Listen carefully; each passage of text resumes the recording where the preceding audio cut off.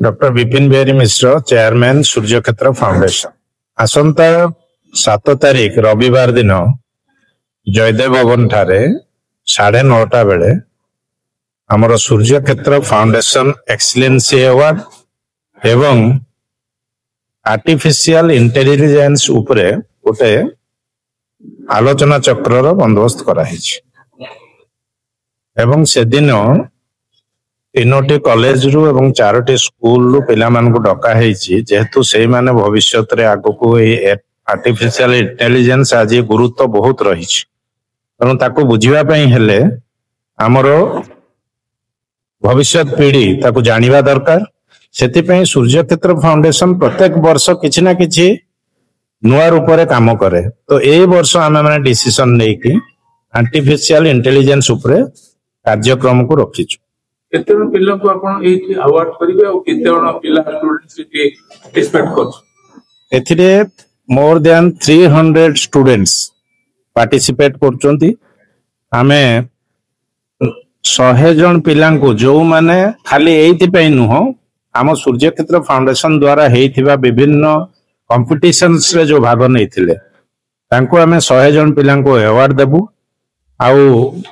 सूर्यक्षेत्र excellency award जोटा रही आमर मुख्य आकर्षण से विभिन्न सेक्टर 16 जन को सम्मानित करुचु हेल्थ एजुकेशन एनवायरनमेंट एवं जगन्नाथ कल्चर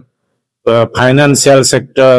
यही बड़ी विभिन्न सेक्टर रु पोएट जो माने लेखक लेखिका सांबादिक ये सबु क्षेत्र रु आमर जो जूरी रही चूज करी 16 जन लोकों को सम्मानित कर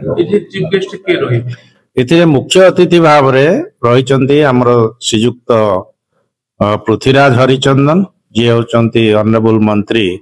पीडब्ल्यूडी आउ रवि नारायण बेहरा रोचंती स्पेशल गेस्ट जी अच्छी मेंबर ऑफ पार्लियामेंट आउ एआई उपरे मध्य से कमिटी रे विभिन्न कमिटी रे रही आम संगे अच्छा प्रकाश जैन जी अच्छे एनवीडिया जी वर्ल्ड रो आज नंबर 1 एआई रे तांकर सी हेले इंडिया पार्टनर तो सी मध्य आसुछन सेसे आपण कोन मेसेज रहबो स्टूडेंट्स मानको के माने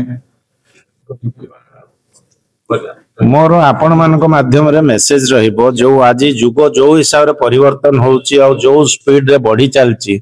आ आज जो आर्टिफिशियल इंटेलिजेंस रो गुरुत्व सबु क्षेत्र रे रही तेणु मु